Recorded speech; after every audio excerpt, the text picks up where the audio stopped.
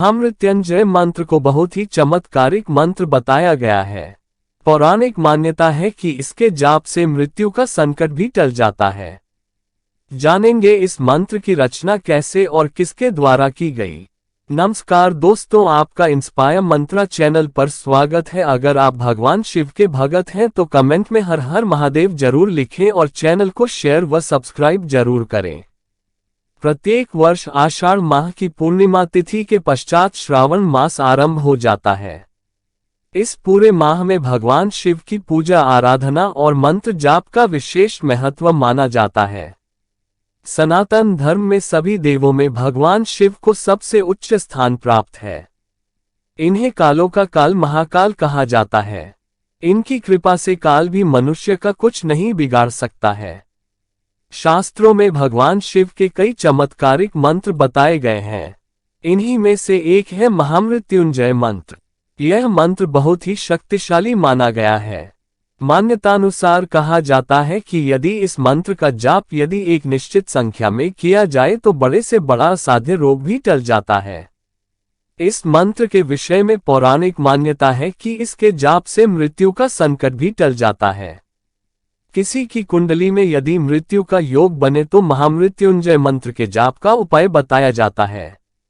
मान्यता अनुसार इसके जाप से मनुष्य को लंबी आयु प्राप्त होती है। सावन के माह में इस मंत्र का जाप करना बहुत ही फलदायी रहता है।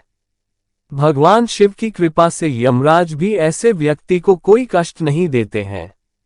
आइए जानते हैं कि महामृत्युंजय मंत्र को क्यों माना गया है इतना प्रभावशाली और इस महामंत्र की रचना कैसे हुई। महामृत्युंजय मंत्र की उत्पत्ति के बारे में मिलने वाली पौराणिक कथा के अनुसार एक समय ऋषि मृकिंडु ने संतान प्राप्ति के लिए भगवान शिव की कठोर तपस्या की। अपने भक्त की तपस्या से प्रसन्न होकर भगवान शिव ने ऋषि मृकिंडु को इच्छानुसार वर संतान प्राप्त होने का वरदान दिया, परंतु भगवान शिव ने ऋषि मृकिंडु को बताया कि यह पुत्र अल्पायु होगा। इसके कुछ समय पश्चात ऋषि मृकिंडु को पुत्र रत्न की प्राप्ति हुई। पुत्र के जन्म के पश्चात ऋषियों ने बताया कि इस संतान की आयु केवल 16 वर्ष ही होगी। ये सुनते ही ऋषि मृकिंडु विषाद से घिर गए। अपने पति को चिंता से घिरा हुआ देख जब ऋषि मृकिंडु की पत्नी ने उनसे दुख का कारण पूछा तब उन्होंने सारा वृतांत बताया।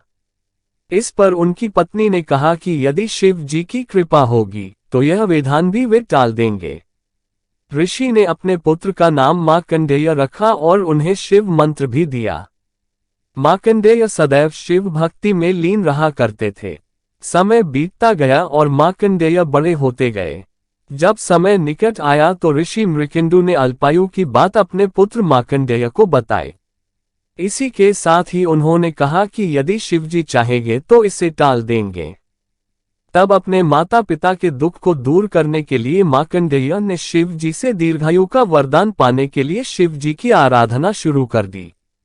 शिव जी की आराधना के लिए मार्कंडेय जी ने महामृत्युंजय मंत्र की रचना की और शिव मंदिर में बैठकर इसका अखंड जाप करने लगे।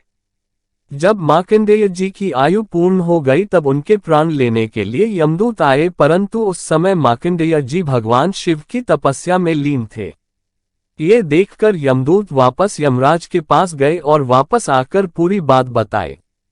तब मार्कंडेय के प्राण लेने के लिए यमराज स्वयं आए। जैसे ही उन्होंने मार्कंडेय के प्राण लेने के लिए अपना पाश उन पर डाला तो बालक मार्कंडेय शिवलिंग से लिपट गए। ऐसे में पाश गलती से शिवलिंग पर जा गिरा।